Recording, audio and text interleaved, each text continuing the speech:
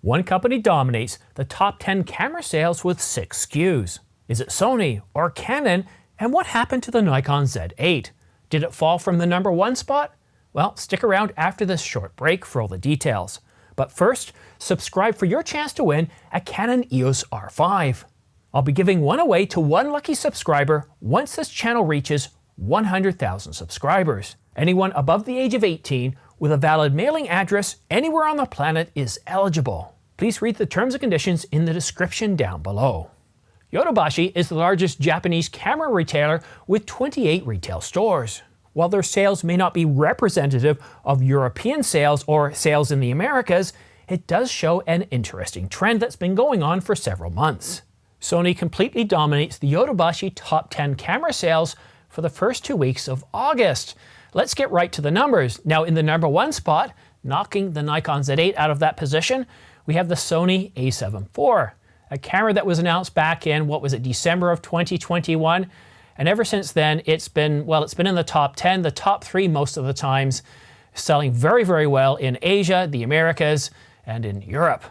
And in third place, again, we have another Sony, the second Sony of the list, and it's the Sony a6700. But in 5th place, we have a more expensive pro-level camera, and that's the Sony a7R5, a camera that was announced back in late October of 2022. And it's been doing quite well, although it doesn't dominate nearly as much as the Sony a7 IV. And then in 7th place, we have a kit version of the a6700, followed in 8th place by a kit version of the Sony a7 IV. Now to put this into perspective, what we're talking about is camera SKUs here. So we might have the a6700 body alone, and then we might have it paired up with a lens or a double lens zoom kit, and each of these is considered a separate SKU. So that's why we're seeing the camera mentioned more than once. And for the last Sony camera, we have the Sony FX3, a cinema version, or I should say a video-centric version of the Sony a7S III, which in itself is a video-centric camera. So obviously, with all these Sony cameras, 6 cameras in the top 10, you can't deny that Sony's dominating. And let's just put this into perspective. Sony isn't the only camera manufacturer out there. We've got Canon, we've got Nikon, we've got Sony, we've got Pentax, we've got Panasonic, and OM Systems. And yet 6 of these cameras is dominated by a single company, at least at Yodobashi in Japan. So what about Nikon? Well, as I mentioned earlier, the Nikon Z8 was in the number 1 position back in the last couple of weeks of July. So where is it now? Well, let's go to the number 6 position. And in the number 6 position, we have the Nikon Z50 double lens zoom kit. And the second and the last Nikon in the top 10 is the number 4 place.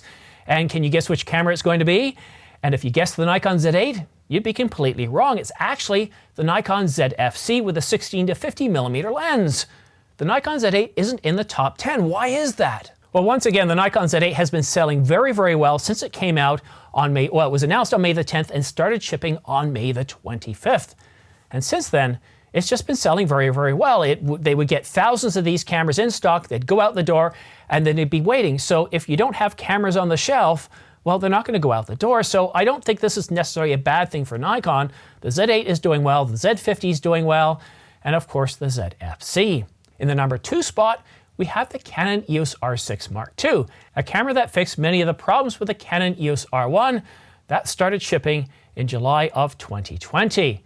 And the last Canon camera in the top 10, is it an R5 or an R3? No, it's the Canon EOS R10 kit package with the 18 to 150 millimeter image stabilized STM, and that shows up in 9th place.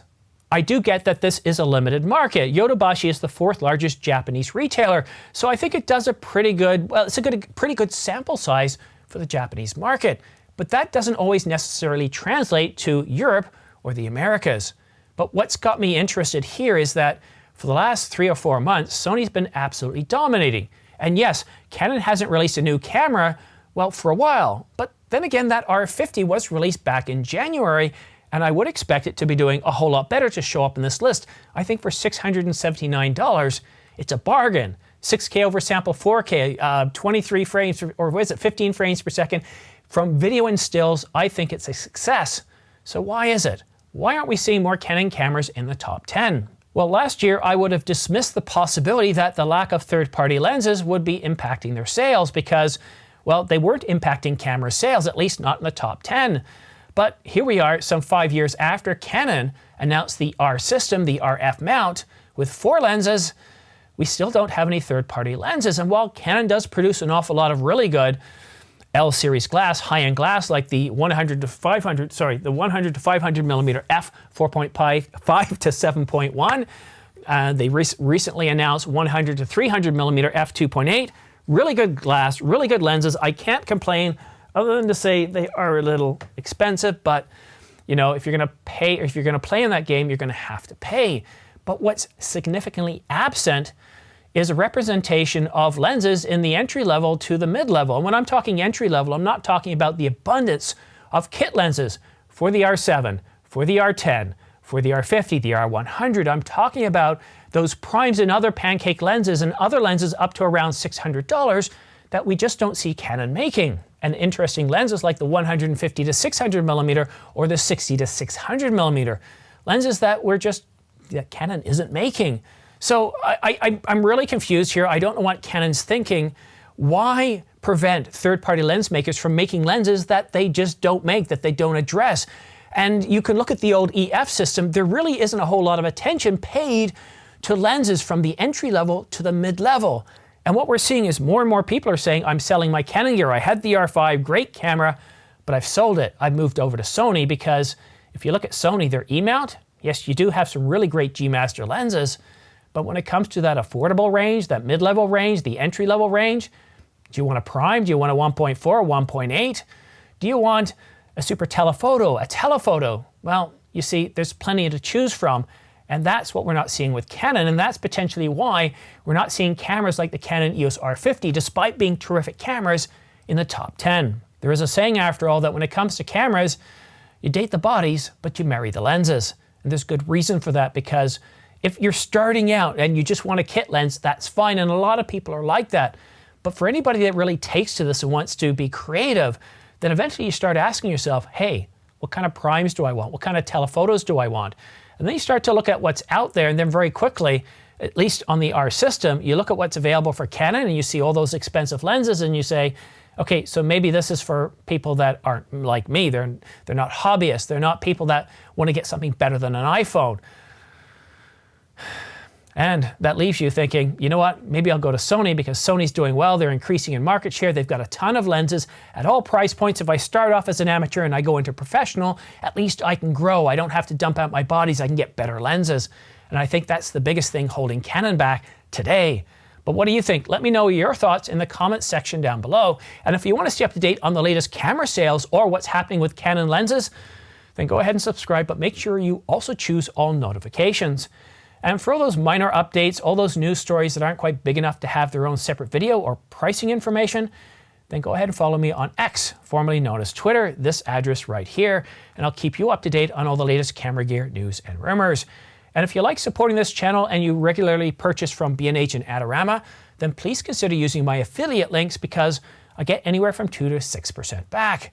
It really does help sustain this channel, help this channel grow, and it helps me kind of defer wanting to do one of those Squarespace or VPN type commercials at the beginning that take up 60 to 45 seconds. I've been approached by many companies to do that, and I just come away with a feeling that it's too much at the intro. That first minute is just wasted, and I want to just cover camera gear, and I want to hit you with an intro, ask you to subscribe, and then get right into the information with the analysis following. Not wasting your time, not making you watch the entire video to get what you want. Anyhow, that's it for now. It's Monday. Have yourself a great week, and it sounds like we'll see you again soon. Actually, you might be watching this on Tuesday because I've already published 2 videos on Monday, so let's put this happy Tuesday. All right, guys, thanks so much for watching. We'll see you again soon.